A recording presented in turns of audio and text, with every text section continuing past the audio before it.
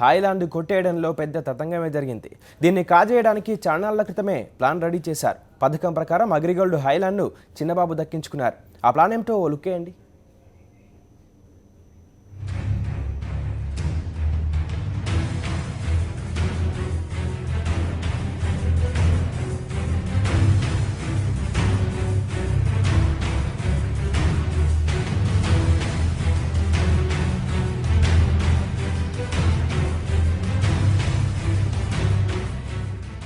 రాజధాని పేరుతో భారీ దోపిడీకి తెరలేపిన ప్రభుత్వ పెద్దలు ఏ ఒక్క అవకాశాన్ని వదులుకోలేదనడానికి హాయ్లాండ్ భూములే ఉదాహరణ.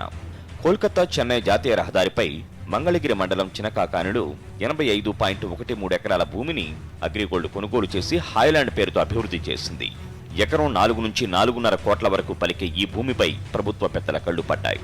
ఆ భూములను కొట్టేయాలన్న ముందస్తు ఎత్తుగడలో భాగంగా వాటిని రాజధాని భూ సమీకరణ నుంచి తప్పించారు.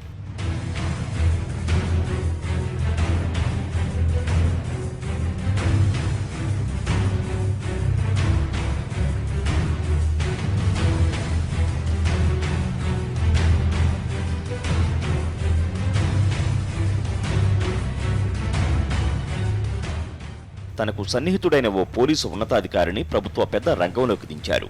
రాజధానికి కూతవేటు దూరంలో ఉన్న భూములు అప్పగిస్తే కేసుల నుంచి తప్పిస్తామంటూ అగ్రిగోల్డ్ యజమానులకు రాయబారం పంపారు. అప్పటికే పీకల్లోతు కేసుల్లో కూరుకుపోయిన అగ్రిగోల్డ్ యాజమాన్యం అందుకు అంగీకరించడంతో కేసుల నుంచి తప్పించేందుకు 32 లక్షల మంది డిపాజిట్దారుల ప్రయోజనాలను ప్రభుత్వ పెద్ద పణంగా పెట్టారు. టీడీపీ అధికారం చేపట్టి 21 నెలలైనా అగ్రిగోల్డ్ యాజమాన్యాన్ని అరెస్టు చేయలేదు. ప్రతిఫలంగా 425 కోట్ల విలువైన హాయ్లాండ్ను చిన్నబాబు కొట్టేశారు. హైకోర్టు ఆదేశించిన సిఐడి విచారణను ఓ కొలిక్కి తేలేకపోవడానికి ప్రధాన కారణం ప్రభుత్వ పెద్ద ఒత్తిళ్లే అన్నది పోలీసు వర్గాల అభిప్రాయం.